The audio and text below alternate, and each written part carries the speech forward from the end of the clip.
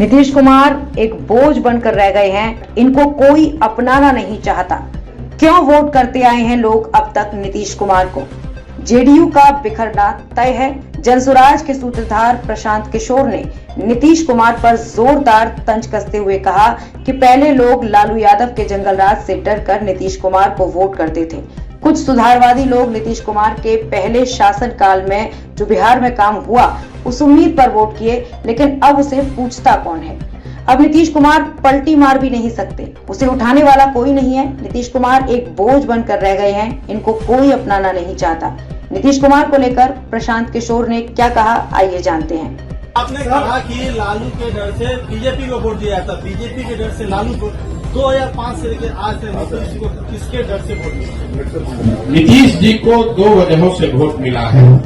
पहली बात, जो नीतीश कुमार को वोट देता है उसका मेन वोट वही है जो लालू जी के खिलाफ वोट देता है। और दूसरा, 2005 से 2010-12 तक उनकी जो सरकार यहाँ चली उसमें कुछ काम होता, सुधार होता लोगों को दिखा, तो वो सुधारवादी लोग भी उनको वोट दिया उन लोगों ने। लेकिन 2014 के बाद से नीतीश जी के राज में सुशासन का वो चीज देखने को नहीं मिला। इसीलिए आप देख रहे हैं कि किसी 2010 में 206 सीट जीतने वाले नीतीश कुमार एनडीए 2020 में जब चुनाव हुआ तो उनको 125 सीट भी जीतने में मुश्किल आई।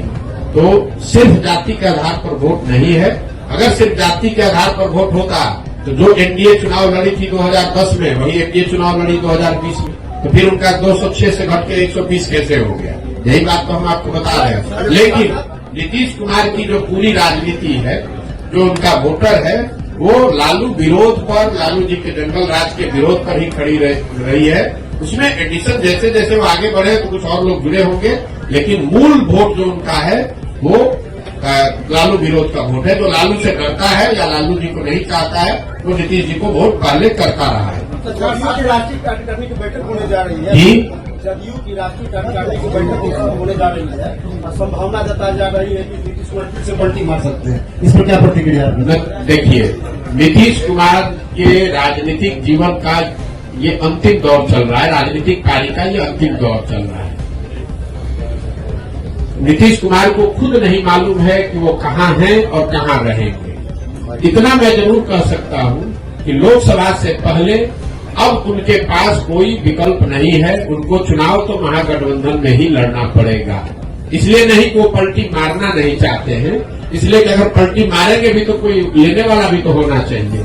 अब आज के तारीख में उनको कोई लेने वाला भी नहीं बचा है। नीतीश कुमार राजनेता के तौर पर और जदयू दल के तौर पर अब बहुत बड़ा बोझ हो गया है। जो उसको उठाने का कोशिश करेगा वो भी उस बोझ के तहत नीचे दब के मर जाएगा।